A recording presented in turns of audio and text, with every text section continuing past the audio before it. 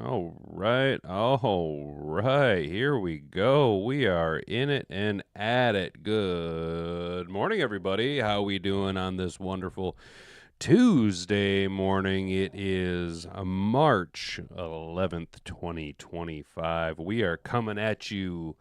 If you're watching right now, we're coming at you live. But if you're watching after the show, hey, that is no problem at all. We try and tailor the show, and we're going to continue to cultivate this show and direct it more towards both a live viewing experience, but also for all of you, like myself. I go back and watch live shows after the fact if I can't catch them live. Some of my favorites. So hopefully, those of you doing that are enjoying it. If you do, go ahead and drop a comment down below that you are watching after the show. That way we know that we got a little bit of an audience there. I really appreciate it. So we're going to go ahead and just set some things up here. Just going to go ahead and load the chat with some pinned comment here from myself. So just go ahead and hang out with me here. Those of you rewatching, I know I should have set this up well in advance, but oh man, sorry about that, fellas.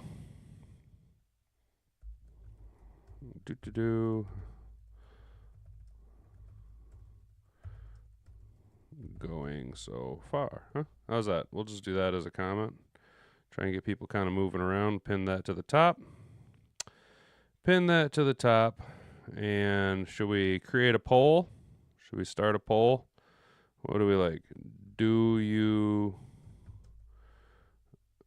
like the DJ Reed signing? One. Yes or no? Add option. Can I add an option? Add option. Oh, I can add option. No, we're going to go ahead and delete that option. Okay, cool. Bam. Now there's a poll started in the live chat.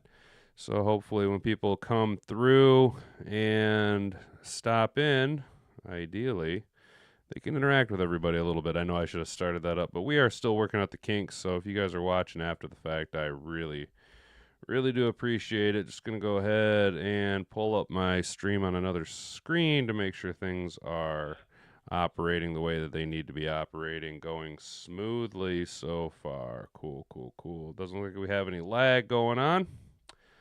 That makes me a happy camper. All right, guys, let's get into it here. Let's go ahead and get into some stories, huh? All right, guys.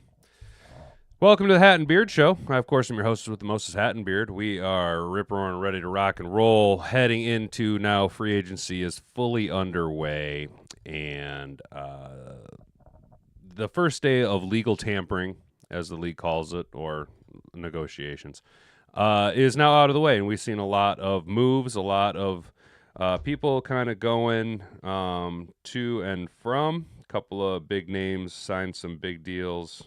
Oh, come on now. There we go.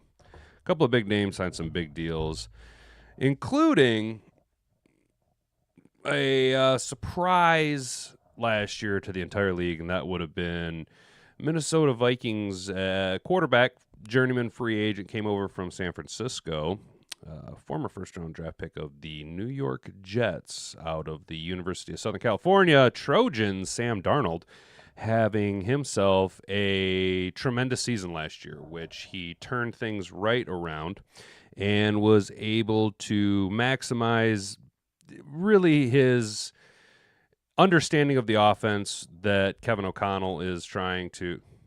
Kevin O'Connell, right? That's head coach. Yeah, Kevin O'Connell's trying to instill there in Minnesota, as well as having the luxury of being paired with one of the top 3 wide receivers in the NFL, that being JJ himself, Justin Jefferson.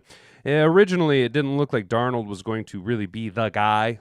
And by long term, I don't even mean one season. I mean for more than double-digit games last year. But JJ McCarthy, their first-round pick last year, ended up missing the entire season with a knee injury. So they ended up rolling with Sam Darnold, and originally it didn't look like it was going to be that great of a situation for the Minnesota Vikings. And there was a lot of speculation, would they even win would they even be able to break 500 under Sam Darnold? Because you guys got to understand that Sam Darnold did not have himself such a great start to his NFL career. There is a highlight I should have pulled up, but I wasn't thinking about it, where he was playing for the Jets and he's mic'd up and you hear him saying, "I'm seeing ghosts out there," because he was just getting his shit pushed in left and right, and it was not looking so great for him. But then Sam Darnold, went to Carolina and then spent a year in San Francisco with Kyle Shanahan, able to develop him a little bit there. We know that Kyle Shanahan, even though he runs more of a run-centric offense, has the ability to develop and expand quarterback skill set, get the most out of a, we'll say, not great talent at the time, or at least rebuilding a guy who has the talent and is faltering. So we've seen Sam Darnold come over to Minnesota last year, really take over after the J.J. McCarthy injury, and have himself just a amazing season, an absolutely astonishing season. Big enough season that the question then became, was Minnesota going to re-sign him? Was Sam Darnold going to be your guy of the future? Even with that first-round pick at quarterback sitting on your roster. Ultimately, the Minnesota Vikings chose to not stay with Sam Darnold. And we see here that he signed a $100.5 million deal with the Seattle Seahawks. Now, Seattle, of course, moving on from Geno Smith, they also released TJ Lockett. And simultaneously, DK Metcalf was also traded to the Pittsburgh Steelers. So what you're seeing is a blow-up of the roster in Minnesota, or in Seattle, which is more or less expected when you have a new head coach. Now, we know that this is his second year, but it's his first year where he's really able to tailor the roster into the image that he wants. He kept a core piece with Kenneth Walker. Their young receiver, Jackson Smith and Jigba, should be a building piece for them there. They really need to restructure the offensive line out in Seattle. And bringing in Sam Darnold, is he a better talent than Geno Smith? Depends on what day, right? It's kind of a coin flip with those two cats. I'm not really a big fan of either one of them. So whatever they're doing there, they obviously feel more comfortable bringing in Sam Darnold. But $100.5 million deal, this coming to us, we are going to be walking on over to Yahoo Sports. NFL free agency, off-season updates. Sam Darnold's $100.5 million Seahawks deal headlines. Raucous first day of legal tampering. The top QB on the market is off the board. And so are some other big names.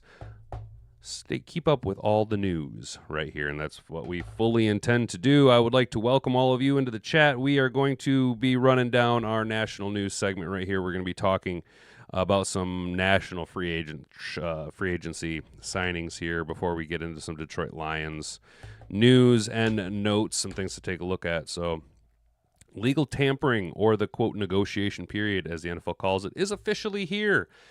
I think the official start to the new season starts on the 10th. So today is now day 2. Yesterday we've seen a lot of money going out. For now, the start of the new league year is at 4 p.m. Well, I should have just read ahead. On Wednesday, teams are allowed to negotiate with representatives of free agents and work out new contracts. So the 10th is when they can start negotiating, or legal tampering opens up.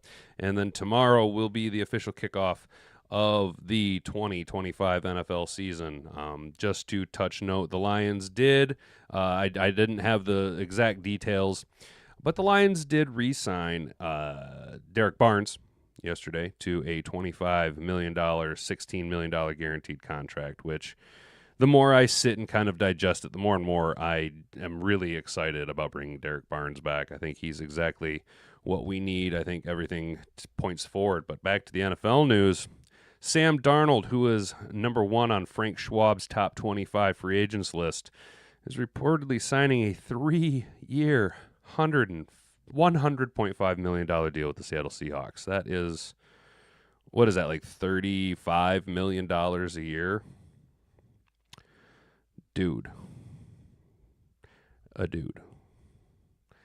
talk about a career resurgence for old Sam Darnold. I mean, even if he just goes to Seattle and just absolutely just defecates directly in their sleeping apparatus, right? Just defecates all over the bed. He's still in with one contract because he had one outstanding year throwing to future Hall of Famer Justin Jefferson, where they played 9 games indoors. Okay. Absolutely able to maximize. What do we got here in the chat? Sorry. Is McCarthy healthy to play? Yes, McCarthy should be healthy to play. He had knee surgery early last season so that he should be ready to rock and roll this upcoming season. I don't think he's a solid QB1, and I think the Minnesota Vikings are going to come to regret that pick and letting Sam Darnold walk, though I don't think Sam Darnold is necessarily the best, but appreciate the chat. Thank you everybody hanging out in the chat. But anyway, Sam Darnold, to really turn around that awful start to his career and then just grab generational wealth. I mean, even, like I said, if he defecates in the bed the first year and a half and then gets cut, he's still, where do we have any guaranteed money on? So I can't find the guaranteed money, but you figure with 25, with it being a $35 million a year deal, $100.5 million over 3, it's probably got a good $50 to $60 million in guarantees. Then upside, obviously a little bit of incentive there as well. But if he can be, let's see, they're playing in the West. The West is a little bit down. The Rams, although bringing Devontae Adams, are not getting any younger. I think Matt Stafford and his big goofy white teeth are over the hill. The Rams necessarily don't really scare me too much. San Francisco is always going to be a wild card, and by all aspects, they had a tremendously down year last year, right? We all remember a few years back where San Francisco had an awful season. They ended up falling into the top 5, top 10 of the draft, taking Trey Lance. And without even their franchise QB on roster anymore, they are still NFC championship contenders. And until proven otherwise, until what they did last year, hindered by injuries similar to the Detroit Lions, until that is more the norm, the San Francisco 49ers always have to be considered a threat out of the West. Arizona did get a little bit better. Arizona, I kind of feel is a lot like the Bears, where you don't really know what you're going to get, and you can't trust them enough to really say that they're going to be a threat. So what we're looking at is ideally right now a one-horse San Francisco running away with it, with LA champing at the bit directly behind them. And the big question mark will be, what kind of Arizona team do we get, and what is going on here in Seattle? Can Sam Darnold lock it down for them? Back to the article here, though. He wasn't the only quarterback to be moved. The New York Jets, wow, okay, well, that makes sense. The Jets went out and signed Justin Fields to a 2-year, $40 million deal with $30 million in guarantees. You could think there that for the last couple seasons, Aaron Glenn has had his eyes on Justin Fields at least twice a year, except for last year. He's had to coach against him. He's had to game plan around him. He knows exactly what he's going to get with Justin Fields, and he probably has already figured out a way to maximize him with the staff that he has in-house. The New York Jets, Gang Green is in a complete overhaul, a rebuild. Justin Fields, is he the answer there? He could be. Justin Fields, though, if then, right, an if-then statement. If Justin Fields is even remotely successful, a solid bridge quarterback, a plus 500, barely plus 500 quarterback in the win column, he will thrive in the New York media market because of his personality and his flashy play on the field.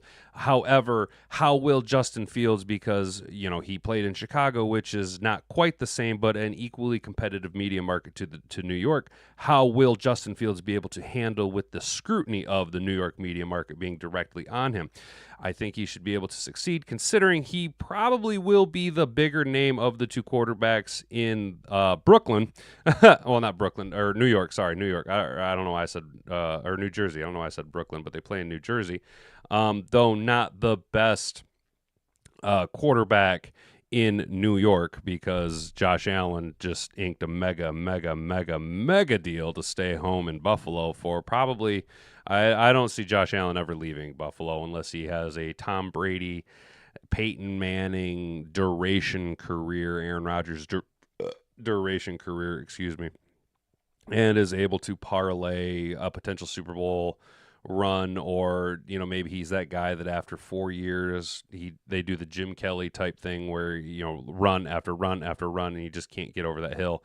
Maybe he gets out of the AFC and goes to an NFC team, a contender, to just kind of push him over the top there, i.e. Matt Stafford to the Rams, i.e.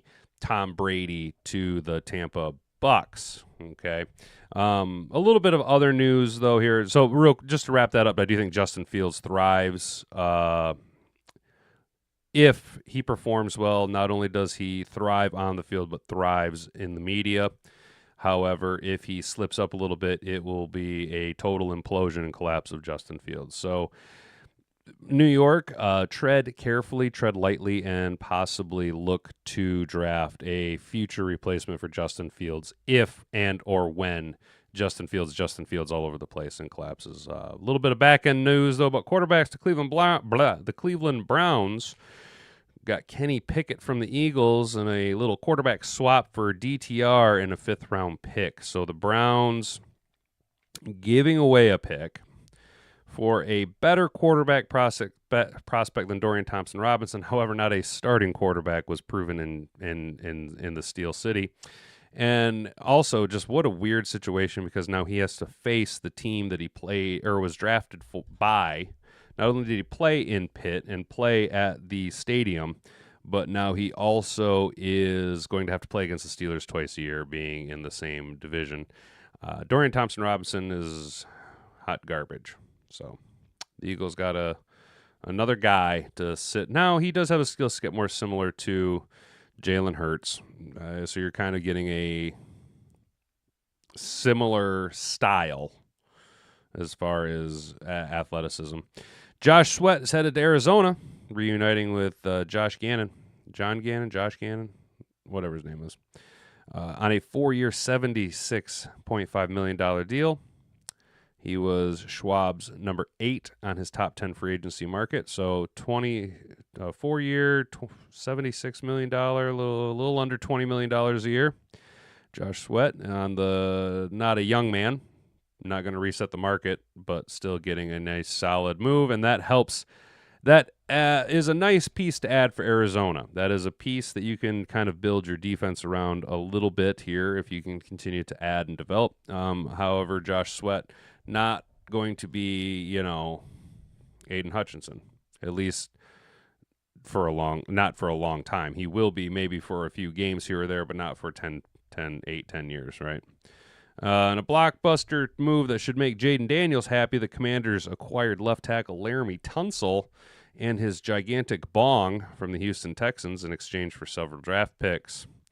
Earlier today, Tampa opened negotiation period with a bang, reportedly agreeing to re-sign Chris Godwin to a 3-year, $66 million deal and adding pass rusher Hassan Reddick to a 1-year, $14 million deal. Look at these veteran DNs. Hassan Reddick with a $14 million deal.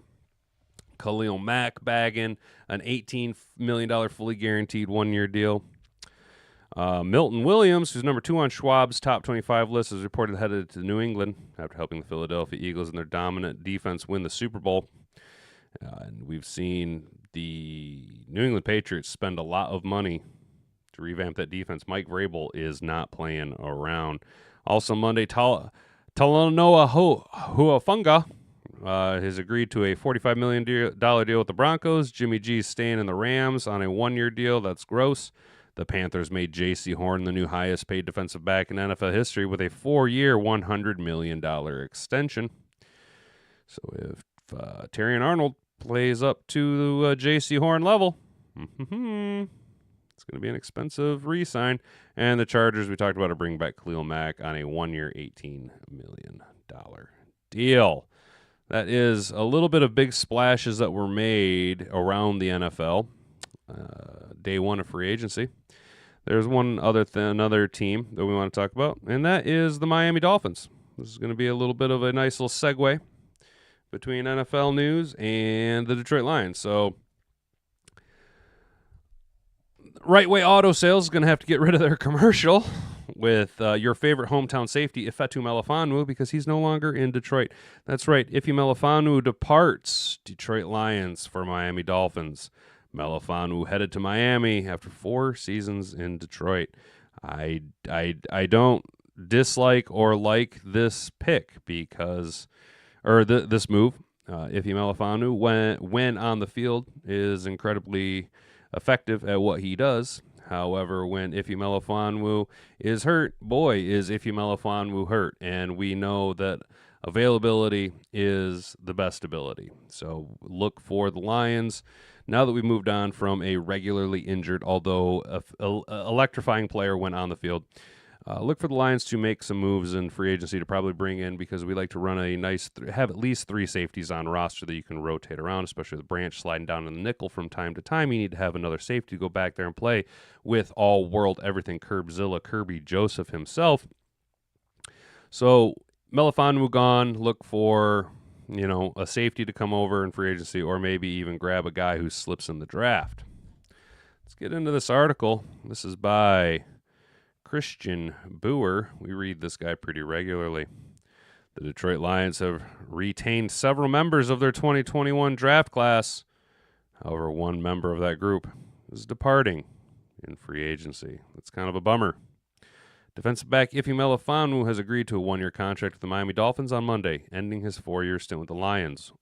This contract is worth $4 million, according to multiple reports. So 1 year, $4 million prove-it deal. Melifonwu, I can't believe that we wouldn't.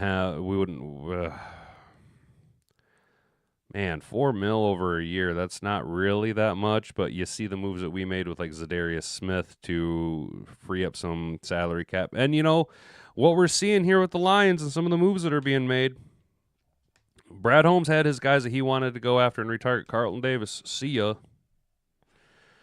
Zadarius Smith, see ya. Now, bringing back Marcus Davenport is a little confusing. We did re-sign Dan Skipper. Derek Barnes, though, was a priority. DJ Reed. Chef's kiss of a signing, right? Absolutely love that. Melifonwu entered the league as a cornerback drafted by the Lions in the 3rd round of the 2021 NFL Draft. In just his second NFL game, he suffered a significant hamstring injury, and that set the tone for his time in Detroit as he did a lengthy stint on injured reserve before returning late in the year. In his second season, he began to transition to the safety position. His production was limited that year, as he appeared in 10 games with 1 start. The following year, though, he played all 17 games, but was limited early due to a hand injury. His fingy hurt. Melifonwu entered the starting lineup late in the regular season, produced his best stretch for the Lions. He finished the year with 2 interceptions, 3 sacks, and a forced fumble. Yeah, we were blitzing him a lot, and it was nice to see.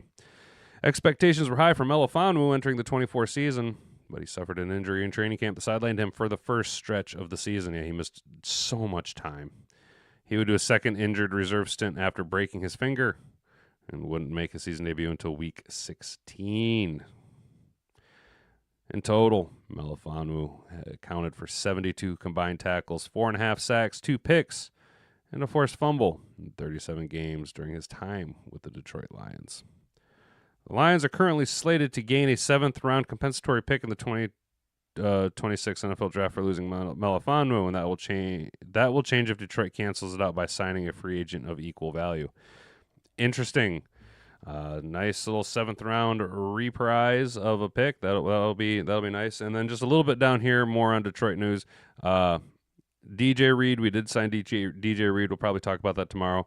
We re-signed Dan Skipper, which is freaking awesome. And then there's a little bit of news there, but we'll talk about more of that tomorrow. Slap like if you're enjoying the content here. Comment down below, how do you feel about Ifeatu Melifonwu? And go ahead and engage with the poll over here. The poll's gone. Looks like the poll's whatever. Regardless, just making sure. Sorry guys, we're still kind of new to the whole streaming thing here, so we're just trying to get things figured out. But Ifeatu Melifonwu, I'm not surprised. We are trying to free up some cap space for the big guys that are going to need to be re-signed over the next couple of years here. We're talking, Hutch is going to need a contract. JMO, do you re-sign JMO? Do you re-sign JMO, or do you just fifth-year extension him and make him prove that what he did last year is the first step in a 6-year run of plus 1,000 yards, right? Laporta will need a new contract. Action Jack Campbell will need a new contract. Jahmyr Gibbs will need a new contract. Kirby Joseph will need a new contract. Brian Branch will need a new contract. Eventually, Terry Arnold will need a new contract. You see what I'm saying? All these guys that we go out and sign and grab are going to require more money. And although the cap does continue to expand year after year, more or less, guys' demands keep going up and up and up and up and up. I mean, let's be honest. If Aiden Hutchinson comes back and picks up more or less directly where he left off at and comes in and just has himself, I mean, Lord help you if he actually does play to the point and win Defensive Player of the Year. Aiden Hutchinson will reset the defensive end market when it's time to re-sign him, even with a hometown discount, right? So we are trying to set ourselves up for the future finances of the organization. And if that means that for, a $4 million investment in a 1-year iffy, right? Iffy's iffy. It's just not going to be there. It's not going to be worth it, especially when Brad Holmes has proven that he can find guys in the draft, i.e. Kirby Joseph, Melifonwu, all these guys that he finds later on in the draft. So am I bummed out about Ifeatu Melifonwu? As a fan of the guy and what he was trying to do in Detroit, yeah, it sucks.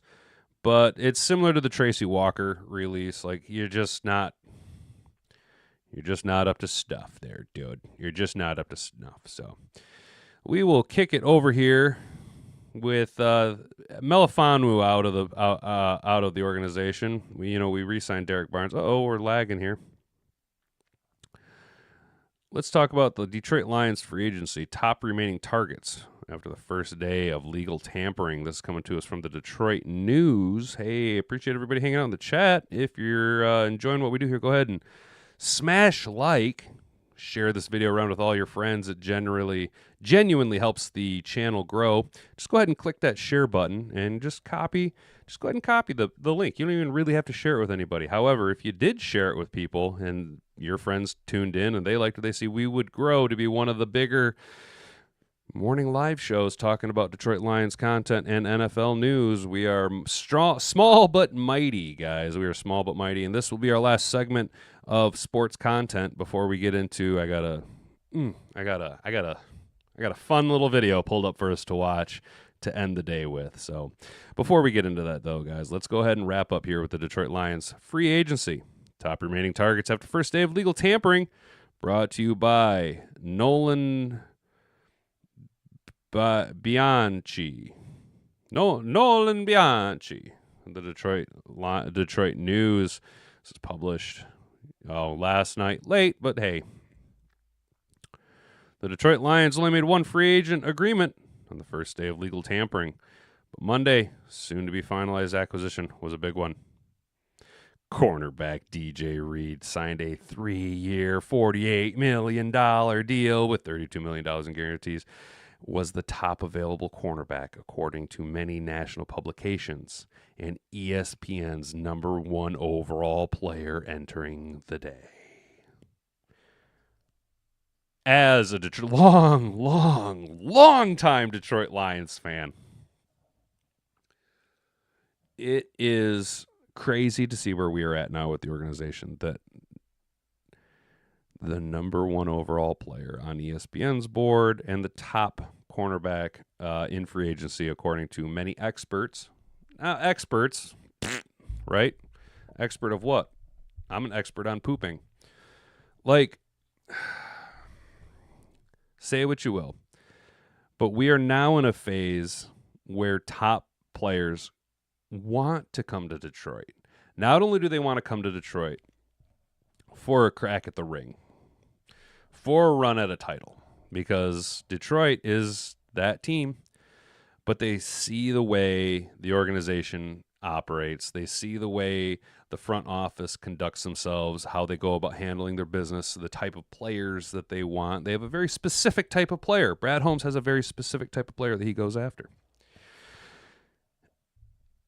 And probably the most important part of this, they want to play for Dan the Man Campbell, right? They want to play for Dan Campbell. So DJ Reed, and just yesterday we were talking about how Terry Arnold could develop into that number one overall, that number one corner on the team, right? But now he gets to compete. Now he gets to compete with a lockdown corner who developed in the shadow of Sauce Gardner. And also, isn't it a fun twist that one of the better defensive backs in the league coming from the New York Jets opted to leave the Jets, where our former defensive coordinator is now the new head coach, and come to Detroit where the Jets' new head coach, his almost new head coach, was once the defensive coordinator. So it is a fun little twist of irony. But DJ Reed, I love the DJ Reed signing.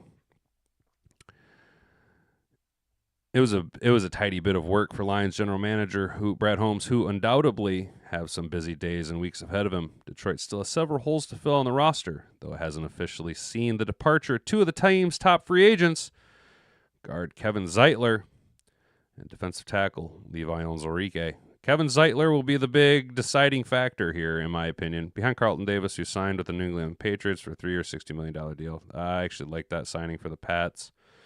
That's exactly what they need. See a lot of 3-year deals getting thrown around with defensive backs there.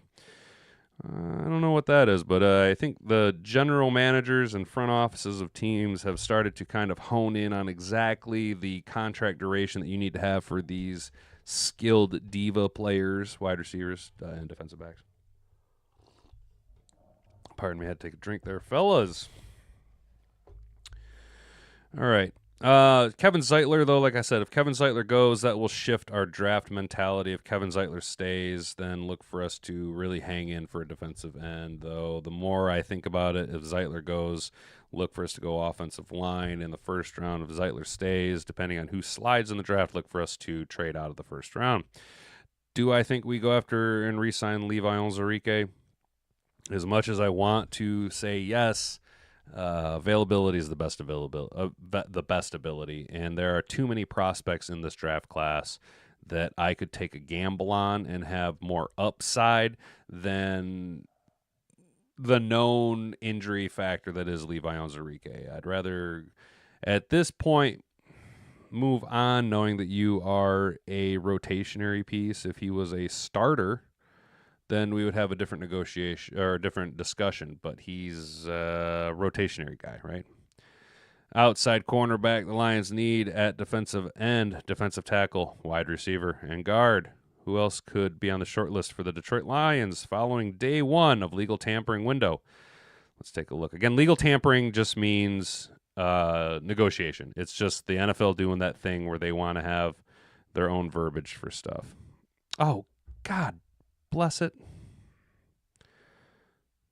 I try and close down a window, and I get spun around. Defensive end is a position that we do need. We need a complementary piece to run alongside Aiden Hutchinson, which is why I think we go that way in the draft. The Lions' release of Zadarius Smith is still looming large as the move currently leaves often injured Marcus Davenport penciled in at defensive end 2. We signed him to a 1-year deal. Josh Sweat, the class's top edge rusher, is reportedly on his way to Arizona, while Khalil Mack opted to return to Los Angeles, and Hassan Reddick agreed to join the Bucs. I'm not wild about Marcus Davenport being penciled in at number 2. I would put Josh Paschal ahead of Marcus Davenport. Marcus Davenport then slides to a veteran leadership. Think Michael Brockers. All right. Zadarius Smith, though, I was bummed out to see him be released. But when you actually look into the numbers, Zadarius Smith wasn't an all-down defensive end like we all needed him to be. He was supposed to be that guy to hold down the fort. We never thought he was going to come in and be the replacement for Aiden Hutchinson, but he was supposed to hold down the fort as far as pass rushing is concerned, and he was almost, by the end of the season, he was on the field maybe 37% of the time during early downs. We really relied more on Josh Paschal. He was able to defend better against the run, although not necessarily as much of a rush edge as you would like to see.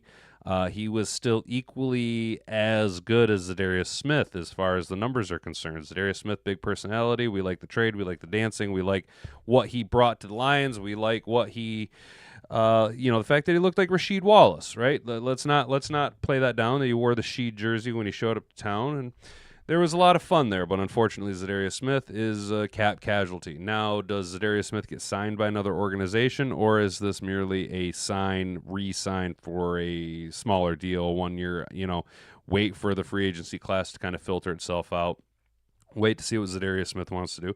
I mean, hell, maybe Zadarius Smith came to Brad Holmes and was like, release me, I'm planning on retiring.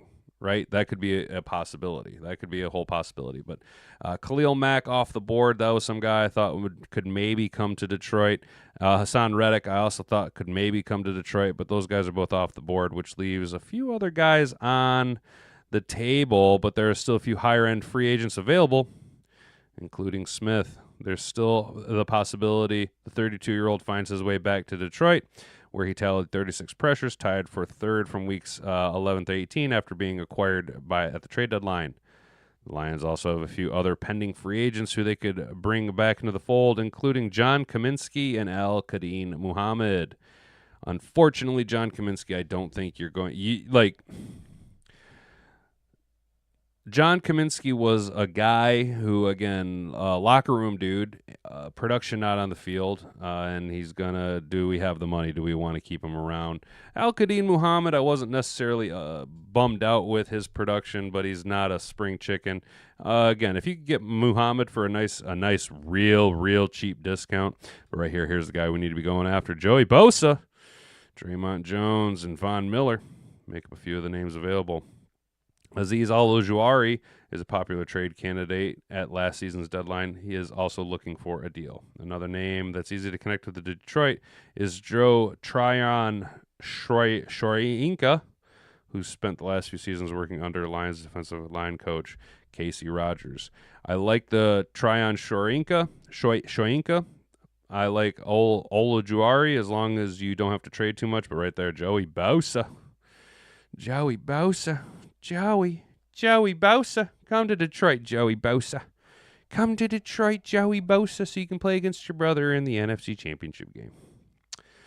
Others to watch: Matt Judon, Clavon Chason, DeMarcus Lawrence, Charles Omenihu, Emmanuel Ogba, Chauncey Golston, Dietrich Weiss, and Josh Uche. Josh Uche wouldn't be a bad little pickup there from the Chiefs. Defensive tackle. The defensive tackle market was hot Monday as multiple top players signed big-time deals. Milton Williams signed with the Pats to the tune of $26 per year. Javon Kinlaw agrees to a $45 million 3-year deal with the Commanders. B.J. Hill, 3 years, $33 million with the Bengals. Grady Jarrett, 3 years, $34.5 million deal with the Bears shortly after getting released by the Falcons. Wow, the Falcons released Grady Jarrett. Fuck, he's coming to Chicago. Whatever. Congratulations, Chicago. You are now... There's one thing you can hold over everybody in the NFL. The Chicago Bears just three-peated, baby. Hey, Chicago, you just three-peated. Hey, let's go, Chicago. You just three-peated. Three-time off-season champion Chicago Bears. They are just dominating, winning the off-season. And it will translate to exactly single-digit wins in the NFC North because Ben Johnson's a turd and Caleb Williams is not the answer. However, one of the names who did not agree to terms on new contract was Lions' Levi Onwuzurike. His trajectory would suggest a team out there should be willing to gamble on him, give him a solid deal, but one has to wonder how his market impacted by the lengthy injury plagued by the start of his career. Elsewhere, there are still a variety of impact players available who provide championship contending Lions with depth. Jonathan Allen, gone. Calais Campbell, he's so old. Javon Hargrave, soon to be released by the Niners, and Delvin Tomlinson, soon to be released by the Browns. Delvin Tomlinson would be an interesting depth piece. Lead the charge of defenders who are 30 or older but still have enough juice remaining to make a difference in rotation of players. Like Tryon Shorinka, Greg Gaines of the Bucks has familiarity with the Lions' new defensive line coach. That's true. And those are the ties you can see teams making when bringing in new players. Former coaches in the organization, bring guys that they have familiarity with. Others to watch: Raekwon Davis of the Colts, Jerry Tillery of the Vikings, Kyle Peko of the Lions, Malik Collins of the 49ers, and Benito Jones of the Dolphins. I don't think Benito Jones comes back. Jerry Tillery would be the Lions' thing to do, right? Think about it. Jay Willie from the Packers, David Montgomery from the Bears, right? Marcus Davenport from the Vikings. We like to go and sign divisional players away from our opponents to then really kind of spice it up with that revenge game narrative that I'm a big fan of.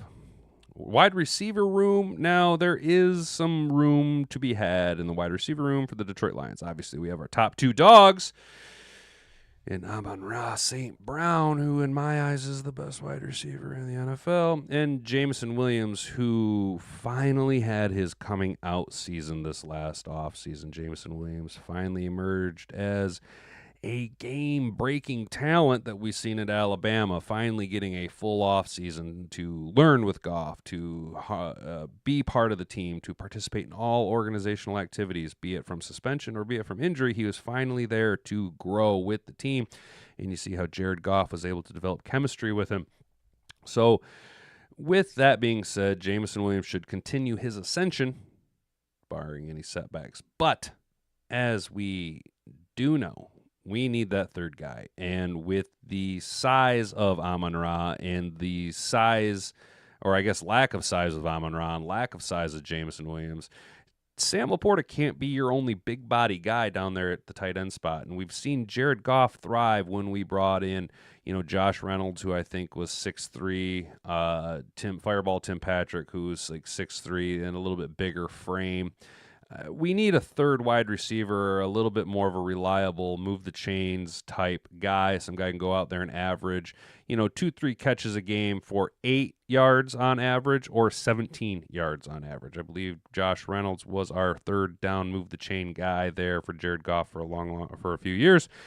So we do need to look at a third wide receiver option for the Lions to go after. The receivers got going a bit early, with Devontae Adams reportedly reaching a 2-year deal with the Rams worth $44 million. Despite the top option coming off the board before free agency even began, this position might still have some premium players available.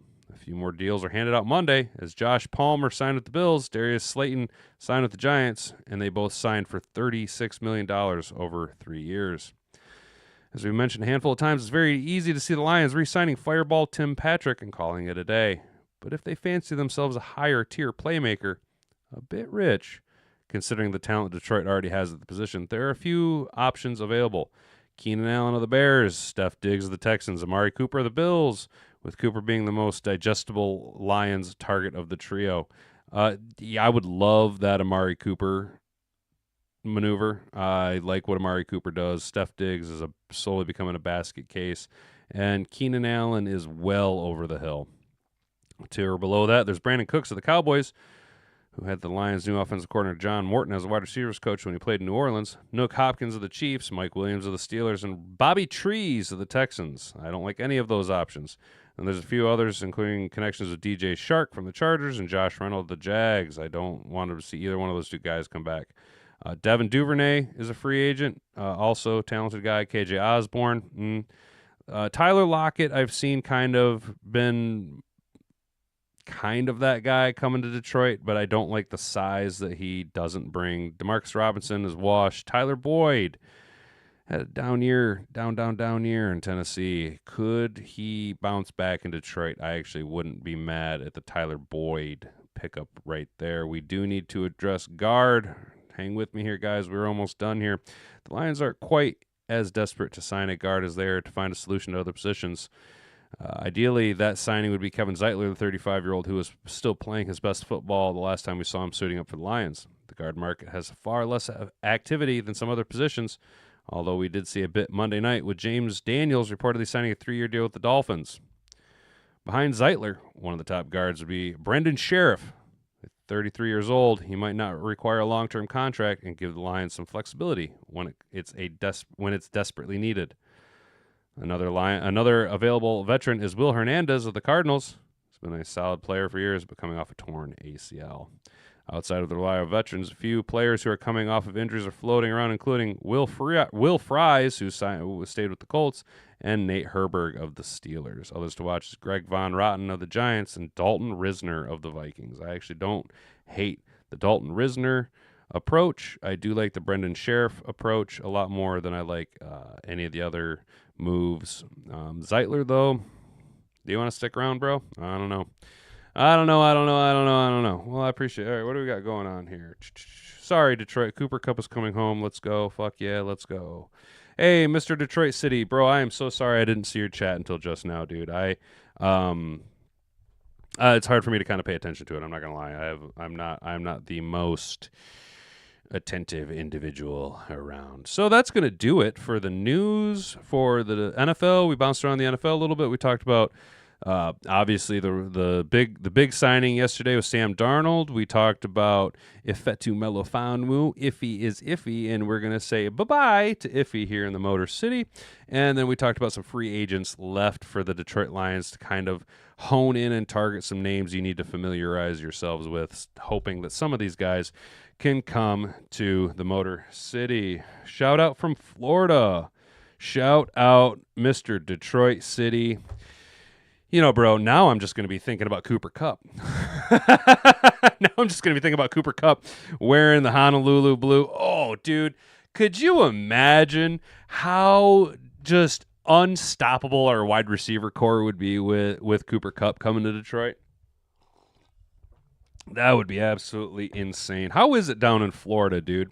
I got some family that lives down there, and outside of the humidity, man, I don't know if I could do Florida, but it sounds so, when it's February up here and it was, a high of 20, I'm like, dude, I got to move someplace warm. So, all right, guys. So this is, we're going to wrap it up with NFL content, but this is where we like to do that thing that I was talking about yesterday, in case you missed it. I would like to, Rams already said they are cutting him if they can't find a trade. Florida is great, man. Love it. Dude, yeah. And you guys are a hell of free state down there in Florida too, man. You guys are like crazy free. The weather's beautiful. And there's actually another content creator I watch who does real estate down in Florida, and it looks pretty. Born and raised Clinton Township, but Florida is great. Came down in 2008. Shit, man. In 2008, I was 20 years old. I graduated high school in 2006. So in 2008, man, if I'd have moved down to Florida in 2008, I would be one red son of a bitch. Because in case you can't tell, this skin, this skin, the face, and from the sleeves down, tans really well. Everything else, call me the lobster man, dude. Call me the lobster man. So Clinton Township, that's crazy, dude. What moved you down to Florida? Just the weather, just life in general. That's crazy, dude. So, what I was saying is, at the end of every episode now, we're going to do a little something where we're going to just kind of take off our football hat and we're going to just be, people, and we're going to try and better ourselves, right? I really like some things that I've seen some other content creators do that I really look up to. Flemlo Raps. He's been doing it now. I think his shift is unbelievably awesome. As well as like Isaac Butterfield wrote a whole book called Better Man. And what I would like to do is at the end of every episode kind of develop ourselves to be better people, more well-rounded individuals. And be that through recession. Oh, the recession brought you down there. Yeah, for sure. You're not the only person I've heard say that before. Jobs left here and a lot of us got fucked. So if we can like better ourselves via just learning some odd stuff. I really enjoy trivial information. Yesterday, we got a little long-winded because I had yesterday off. Yesterday, we learned about what is happening to the SS United States and the fate of what's to come for that beautiful ocean liner, as well as we learned a little bit about the history. And today, we are going to go over 10 old house styles that are no longer built today. Okay, now listen. Stephen Z, I don't like how everyone is sleeping on Zedarius. I agree with you, Stephen Z, and I think Zedarius will. I really do think Zedarius will be one of those release and re-sign players. But the numbers just necessarily weren't there. He could be a lot better having more time in-house in our organization. But over here, I like weird shit. Okay, I like odd random trivia, and I like really bizarre things. I like trains, and I like boats, and I like learning things about homes and old houses. And when I was a kid, this is where this kind of comes from. When I was a kid, I used to watch home renovation shows with my dad a lot. You know, This Old House, Home Time, Bob Vila's Home Again, all that kinds of stuff. And it really kind of impacted me with my mental development and how I look and approach things from a more mechanical minded setup rather than a irrational feelings based emotion thought process, right? And it's then led me into my life to now I work with my hands. I'm in the trades. I've always been in the trades. I've never been a white collar guy. But it also leads me to admiring random, odd, bizarre builds and stuff, things that you don't see every day. So I'm sorry I'm missing out on your guys' chat. Sorry, guys. No, Steven Z, he is not under contract, man. I happen to be a home inspector down here. No shit, Mr. Detroit City. Dude, how incredibly crazy is that, dude? That we're going to be looking at 10 old homes that aren't even built, and you are a home inspector. Dude, Florida, join the team. We operate across the state. So here's the thing, dude. And some of you that have been listening to my channel for a while know that I bitch about my job a lot, okay? Some things are changing because the geriatric crew is finally moving out, right? Like the closest guy to me in age is 67 years old, and I will be 37 in April, right? And although my job isn't very exciting, I'm a UAW member and I'm the steward for my building. So I actually kind of have it made. You know what I'm saying? Now don't get it twisted. All right. We ain't we are UAW, the same national bargaining group, but I am in a way different local than the auto industry guys who basically bankrupted the big three and are holding them hostage and lost themselves a bunch of jobs because they were crazy, ridiculous, and aggressive in their negotiations. How they were able to pull it off, I don't fucking know, but good on you. Unfortunately, I think that they kind of cut their nose to spite their face. I am that same UAW, but I'm not in that bargaining group, so I don't get that kind of money. Don't get it fucking twisted, right? So I just got a real cushy job, dude. And I've looked at other jobs and stuff, especially out of state. One, it kind of comes down to money, and two is, I mean, I get in trouble a lot. I have a problem with not being able to keep my fucking mouth shut. So it's kind of nice to have a little bit of that union backing to support me when I let my mouth kind of run wild. All right, so we're gonna run a little long here, boys. Let's try and bang this out and get this out of the way. Let's just try and better ourselves a little bit. So sit back, relax, take a big chill pill. We're no longer gonna be an NFL minded. We're gonna learn about 10 old homes that are no longer built today. So we're gonna go ahead and maximize this out and let's enjoy it. Imagine living in a house with 8 symmetrical sides, or one made entirely with enameled steel panels. Here are 10 old home styles that were once popular, damn, look at but that are shit. No longer common. There's actually a handful of houses with this what is this, Victorian style architecture with the high points and stuff. There's a few of these like this in the town that I live in, and the contrast between these and modern built homes is so astonishing. And I kind of went on and on and on and on and on about this. during the video yesterday. Sports, gun, weed, sunshine, beaches, woman, Florida, sells itself. Huh. Sports, gun, weed, sunshine, beaches, women. That's all stuff that I like. I like all those things. That's crazy. That is crazy. Especially, Mr. Detroit City. Did you know that I'm a gun guy? Did you know coming into this that I'm a gun guy? That's crazy, dude. I'm a big 2A guy. But just look at the craftsmanship. This is what I got stuck on yesterday with the ocean liners. Look at the craftsmanship. That shit don't exist no more. Octagon houses were a unique architectural trend that started in the mid-19th century, largely due to the influence of Orson Squire Fowler. I think they're supposed to be more energy efficient, and in a way, the octagon house, you actually you get more surface space, livable space with the same square footage. I think is what's up with octagon houses, and you really don't see them much anymore. He promoted the idea that octagonal homes were more efficient, offering better airflow, natural light, and space utilization. Unlike traditional rectangular houses, octagon houses enclosed about 20% more space with the same perimeter, making them cost-effective and energy efficient.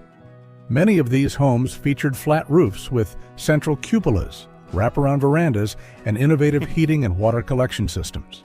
Despite their advantages, octagon houses never became mainstream and gradually faded from popularity in the early 1900s. Some well-preserved examples, like the Longwood Mansion in Mississippi and the Octagon House in Watertown, Wisconsin, still exist today. Fowler's own octagonal home, known as Fowler's Folly, was so extravagant that it was abandoned and eventually demolished in 1897. The guy who designed it, his house, the guy who made this design popular, literally made too extravagant of a home to upkeep, and they had to destroy it. I wonder why it didn't take off. Queen Anne style architecture. Queen Anne. I called it Victorian. It's Queen Anne style architecture. My fucking bad. Whoops. Became popular in the U.S. between 1880 and 1910, replacing the French-inspired Second Empire style. This design featured asymmetrical facades, large porches, and decorative woodwork. I hate the color palette. It's just fucking beautiful, man. Look at the character in this house, dude. Look at the character. Look at the character. Look at it. This isn't just a house. This is a home with character and life, right? Color palette's ugly as shit, but man. Often with patterned shingles and towers. Unlike its British namesake, American Queen Anne homes were more whimsical, with okay, again, craftsmanship is cool, but oh my god. Dude went down to Sears and was like, I want to paint my house salmon. Varied roof lines and intricate details.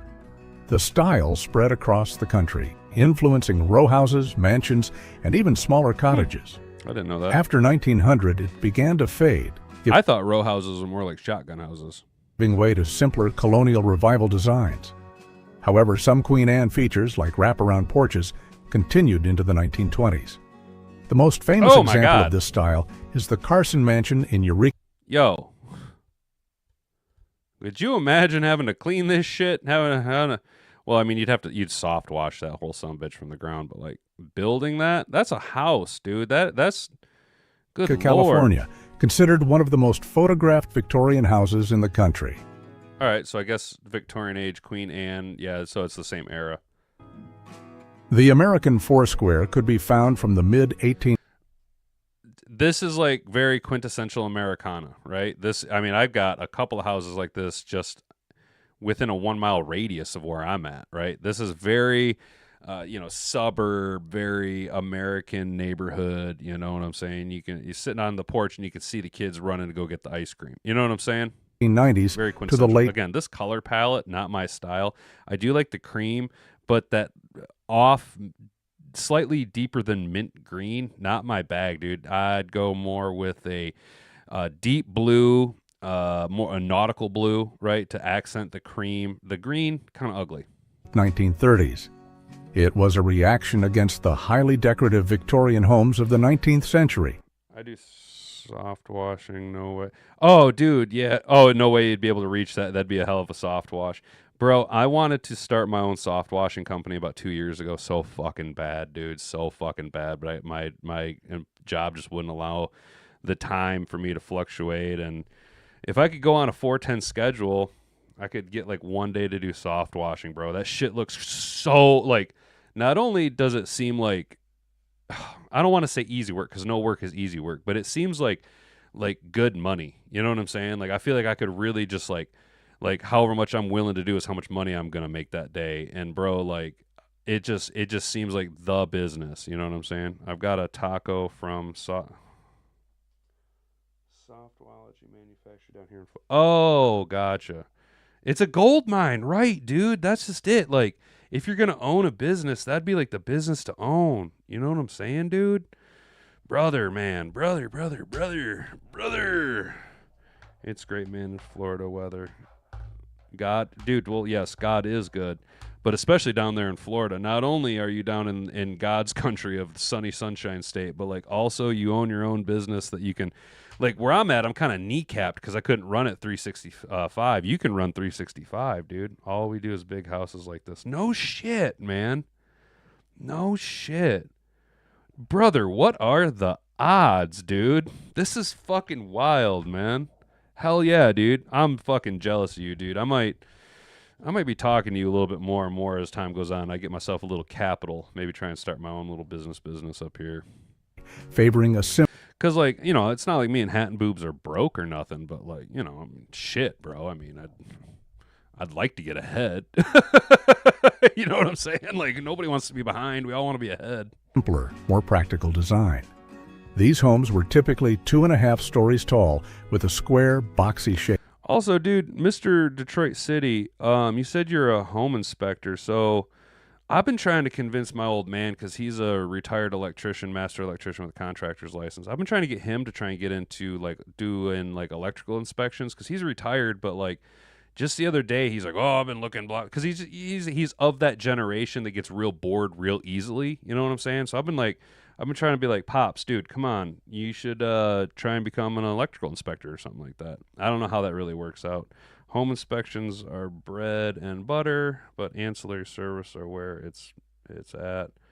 Putting lights up gut. Oh, so do you like inspect and then also recommend your own like handyman contracting service to do the punch list stuff? And how does one get into home inspection?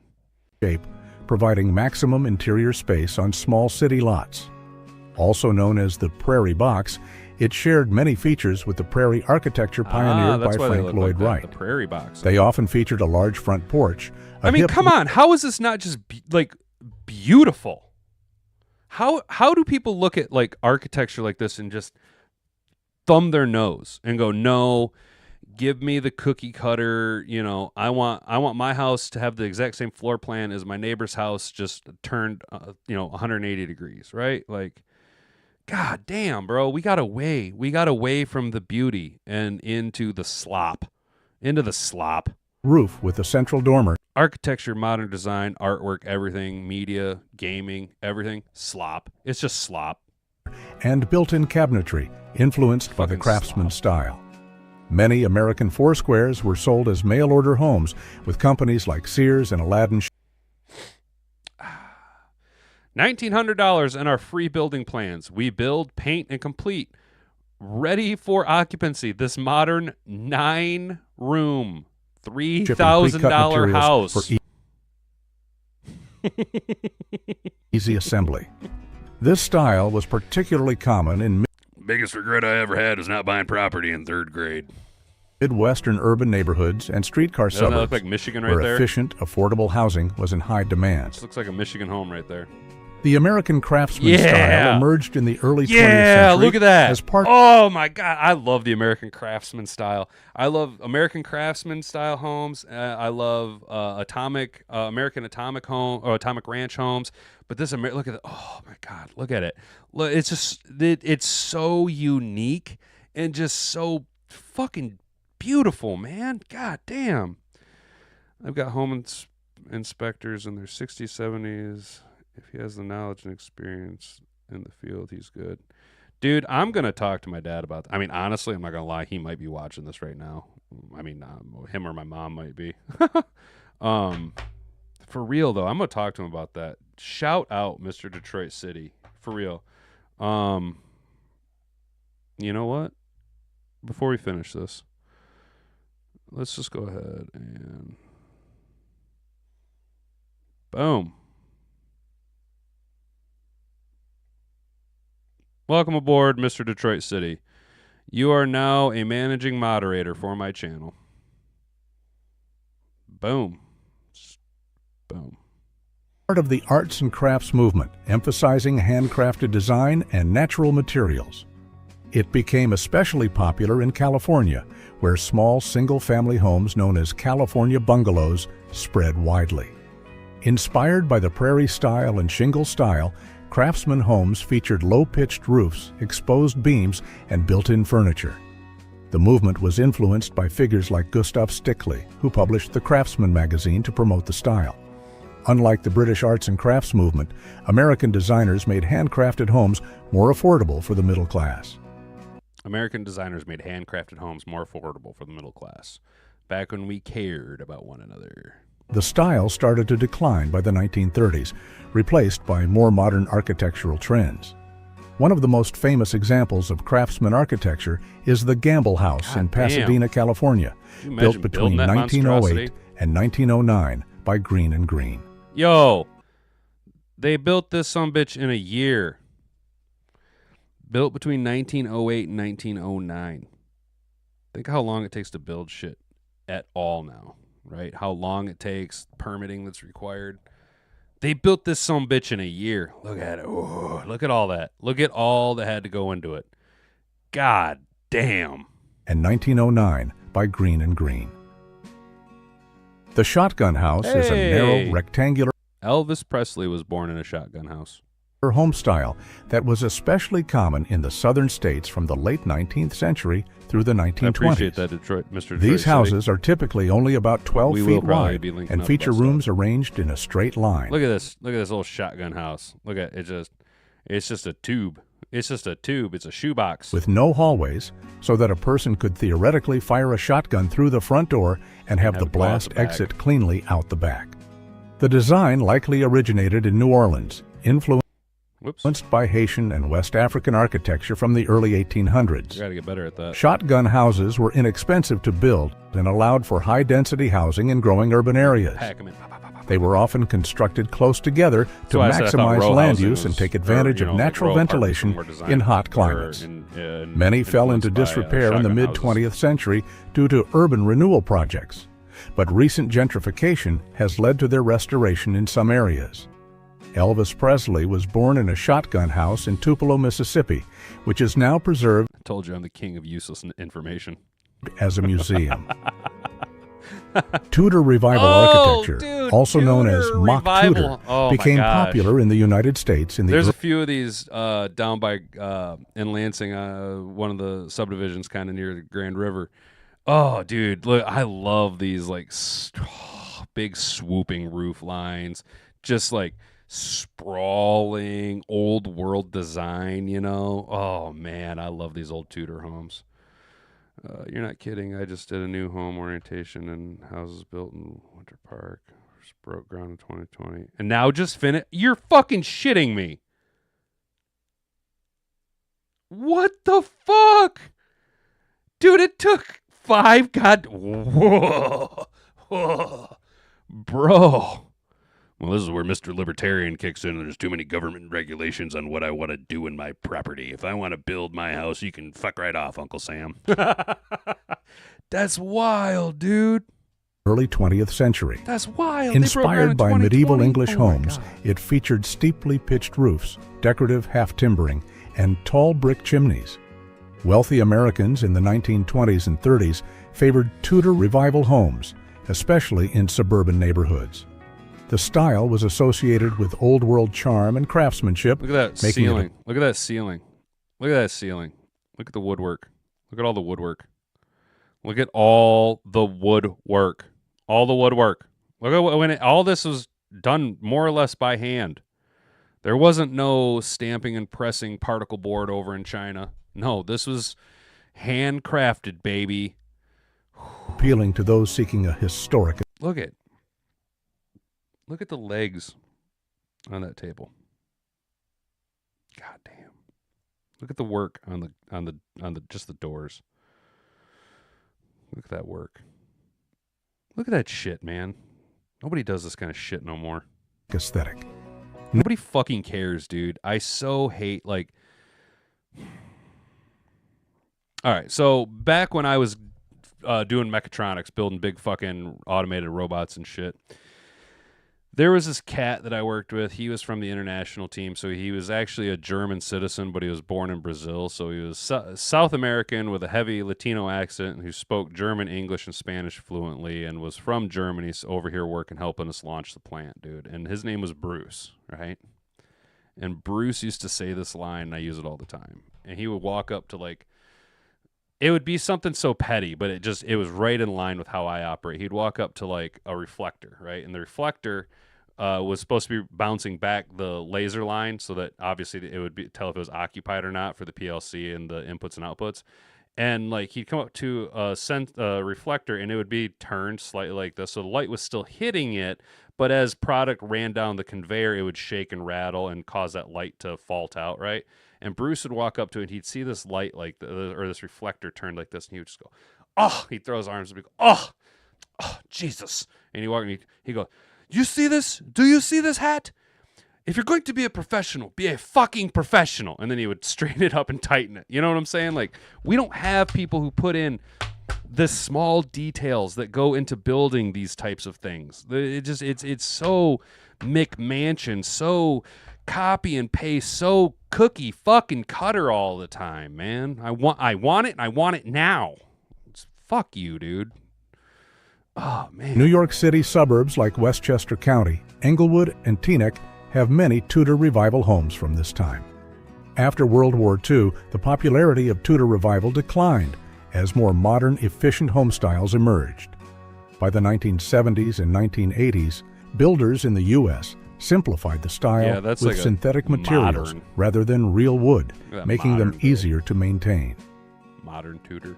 The Dutch colonial revival style became fashionable in the early 20th century as part of America's nostalgia or colonial architecture. Dutch colonial, let's go! It is known for its distinctive gambrel roof, which resembles fucking the dope roof is that of a house, barn. dude. Look at that. It's like a barn dough. Oh, hell yeah, dude. Dutch colonials are sick, bro. And wide overhanging eaves. Dutch colonials are fucking sick. The style Look was at that gangsta ass. For real, Dutch colonial. You don't fuck with a guy who lives in a Dutch colonial home, dude. Look at that shit. Inspired by the original Dutch colonial homes built by settlers in the 17th and 18th centuries, mainly in New York, New Jersey, and Pennsylvania. And yes, I'm getting really hype over architecture. Unlike the early I'm on a rhythm with the tism. Stone and brick structures, Dutch colonial revival homes were often made with wood siding and featured large dormer windows for added space and light. The design also commonly included a symmetrical facade, a central entry door, and decorative shutters. Even that, for a Dutch colonial, still pretty modern appearing, at least from the curb appeal of the home, with the protruding front porch there and the cover over it. It kind of, unless you were looking at it from whatever exposure from the garage back, you wouldn't really be able to tell just glancing by at it. This architectural style remained popular through the 1930s, especially in the northeastern U.S. One of the most famous Dutch colonial revival homes is 112 Ocean Avenue in Amityville, New York, which became infamous due to the Amityville horror legend. Lustron homes were prefabricated, all-steel houses built in the late 1940s to address the post-World War II housing shortage. Well, designed by industrialist Carl Strandlund, they were meant to be durable, low-maintenance alternatives to traditional wooden homes. I think these are the Each ones. house was. I think these are the ones where they, more or less, it's a modular home, and I think these homes, one of the quirks about them, see how it's all laid out, and you could just literally like slap it all together. I think these homes had a dishwasher washing machine combo. Was made of enameled steel panels and built from a kit containing over 3,000 parts.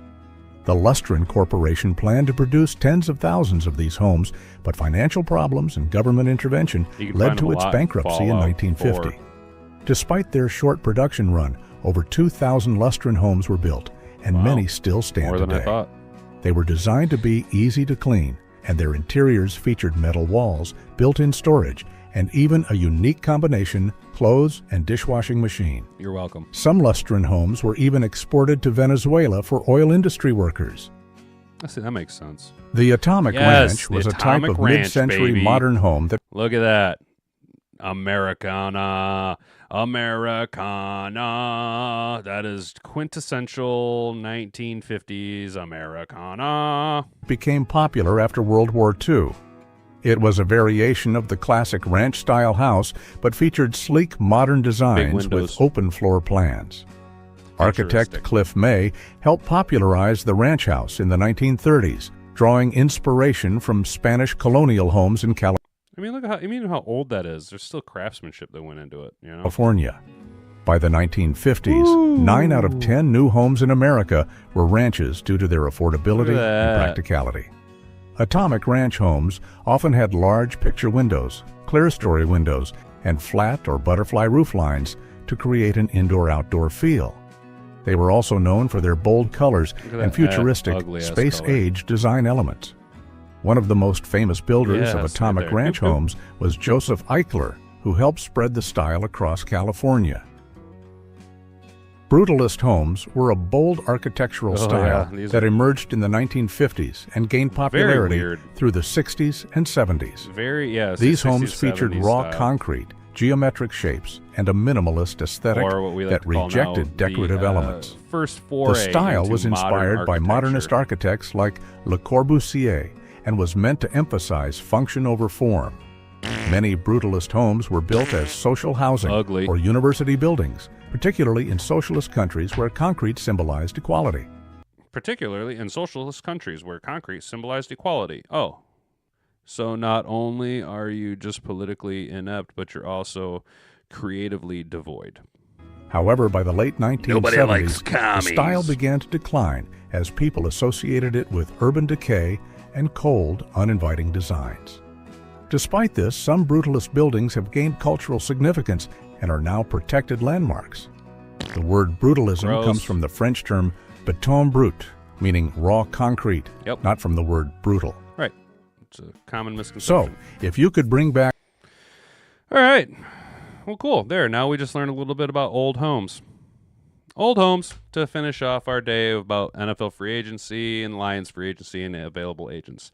I would like to thank all of you that have been hanging out with me from about 10 o'clock onward. We got a little long in the tooth there, but hey, it's something that I really want to put my time and energy towards trying to become better individuals. A few of you that made it to the end here, thank you so much for hanging out with me. Mr. Detroit City, appreciate you being so active in the chat today, man. That really helps the channel grow, really shows activity, man. And we will be back tomorrow morning from 10 to slightly 11 or slightly after 11 a.m. for a little bit more free agency news, Lions news, and then obviously the segment at the back end of the day for our Betterment segment. So we'll figure something out about that. It's always a nice little surprise. Thank you so much for hanging out, guys. Try and have yourself a good rest of the day. Enjoy that warm weather down in Florida, bud. I got to get ready and go to work. So you guys I've been Hat and Beard. You've been an attentive audience. Bonga bonga. Frig off.